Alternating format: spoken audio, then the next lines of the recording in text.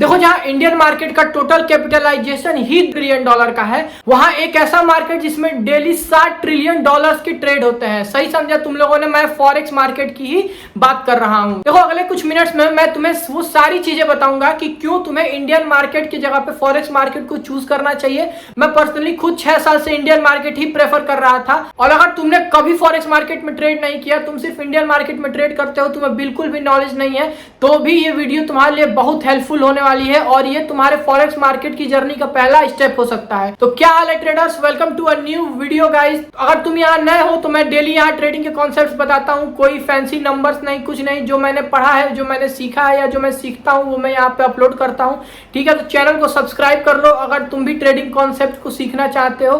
तो चलो वीडियो को स्टार्ट करते हैं। अब जैसे मान लो कि तुम इंडिया से दुबई गए, ठीक है, तुम अब इंडियन करेंसी यहाँ से लेके गए हो जो कि है रुपीज में, और तुम जब दुबई गए तो तुमने वहां, तुम्हें डॉलर चलेगा तो तुम्हें इंडियन करेंसी को डॉलर में कन्वर्ट करना पड़ेगा। ठीक है, तुमने वहां कन्वर्ट कर लिया इस इंडियन रुपीज को डॉलर्स में, जितने भी होते होंगे अपने उस टाइम के प्राइस के हिसाब से जितने भी डॉलर्स होते हैं तुमने वो वहां पे कन्वर्ट करा लिए। ठीक है, अब देखो, जब रुपीज को तुमने डॉलर में चेंज कराया तो तुमने एक तरीके का फॉरेक्स ट्रेड ही किया है। ठीक है, पर बहुत ज्यादा छोटे लेवल पे, समझ रहे हो। जैसे मान लो कि कोई देश का स्टॉक मार्केट है तो उसको मैनिपुलेट करने के लिए जिस देश का स्टॉक मार्केट की वैल्यू $2 ट्रिलियन है, अगर किसी के पास 100, 200, 500 करोड़ है तो वो आराम से उस मार्केट को मैनिपुलेट कर सकता है। ठीक है, पर स्टॉक मार्केट की जगह अगर फॉरेक्स मार्केट को मैनिपुलेशन करना है तो तुम्हारे पास मिनिमम 5 से 6, $7 ट्रिलियन होना चाहिए, जो कि बहुत, मतलब कोई बहुत बड़ा कोई फॉर्म होगा उसी के पास होता है। देखो, अब ये तो हो गया एक बेसिक इंट्रोडक्शन। ठीक है, देखो, 3 ऐसे मेजर रीजन होते हैं जिसकी वजह से जो लोग होते हैं वो स्टॉक मार्केट से ज्यादा फॉरेक्स को चूज करते हैं। सबसे पहला रीजन होता है लिक्विडिटी का।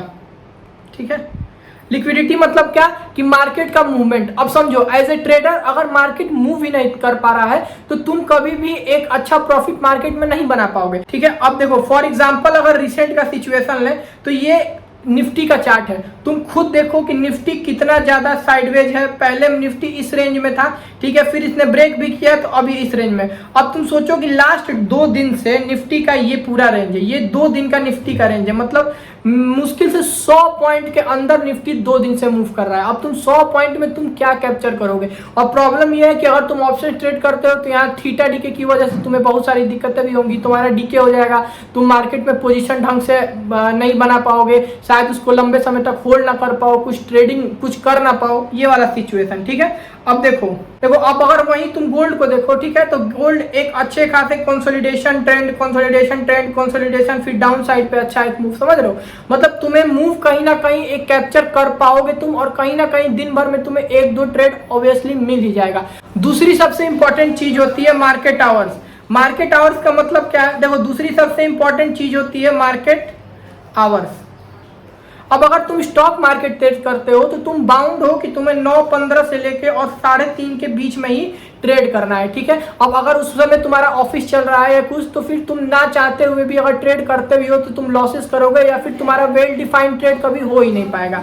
ठीक है, उस सिचुएशन में फॉरेक्स मार्केट बहुत हेल्पफुल होता है, क्योंकि फॉरेक्स मार्केट जो है वो 24 आवर्स चलता तो है, पर हर एक टाइम पे अलग अलग टाइम की लिक्विडिटी आती है। जैसे फॉर एग्जाम्पल मॉर्निंग में एशिया सेशन की लिक्विडिटी आती है,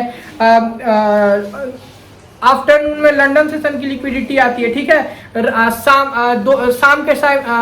शाम के टाइम पे 5, 5:30 बजे के बाद एनवाई सेशन की लिक्विडिटी आती है, 7, 7:30 बजे के बाद यूएस मार्केट की लिक्विडिटी आती है। मतलब तुम बिल्कुल भी रेंज बाउंड नहीं हो, तुम्हें जैसे सही लगे तुम जिस टाइम पे चाहो, जैसे चाहो वैसे ट्रेड कर सकते हो। ठीक है, और तीसरा और सबसे इंपॉर्टेंट चीज लेवरेज।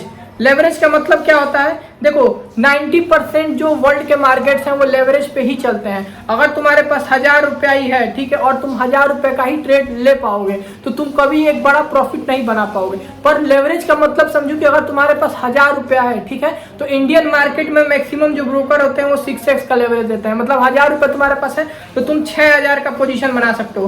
पर वहीं जो फॉरेक्स मार्केट है वो तुम्हें 1:1000 का, और कभी कभी 1:5000 का, 1:500 का ऐसे लेवरेज देता है, समझ रहे हो। मतलब तुम 1000 रुपए में 50-60 हजार, कभी कभी तुम 1000 रुपए में 10,000 या फिर कभी कभी 1 लाख 10 लाख का भी पोजीशन आराम से मार्केट में बना सकते हो। ठीक है, देखो ये सारे मेन रीजन होते हैं जिसकी वजह से कोई भी एक अच्छा ट्रेडर एक पॉइंट पे आके स्टॉक मार्केट को छोड़ के और फॉरेक्स मार्केट पे स्विच हो ही जाता है। ठीक है, अब देखो ये इंट्रोडक्शन वीडियो थी बिल्कुल बेसिक कि क्यों तुम्हें स्टॉक मार्केट से फॉरेक्स मार्केट पे स्विच होना चाहिए। ठीक है, अब मैं धीरे धीरे एक ऐसी वीडियोस की पूरी प्लेलिस्ट लाने वाला हूं जिसमें मैं ये बताऊंगा कि अगर तुम फॉरेक्स मार्केट ट्रेड करना चाहते हो तुम ब्रोकर कैसे चूज करोगे, अगर इंडिया में फॉरेक्स मार्केट लीगल नहीं है तो फिर तुम फॉरेक्स कैसे लीगली ट्रेड कर सकते हो, ये सारी ही वीडियोस आने वाली है। ठीक है, देखो एक चीज मैं तुम्हें ऑनेस्टली बताता हूँ, फॉरेक्स मार्केट कोई भी रिच क्विक स्कीम नहीं है। ठीक है, तुम्हें वहां भी स्ट्रेटेजी फाइंड आउट करनी पड़ेगी, ट्रेड्स करने पड़ेंगे, प्रॉफिट्स बनाने पड़ेंगे, उसके बाद ही तुम प्रॉफिटेबल होगे।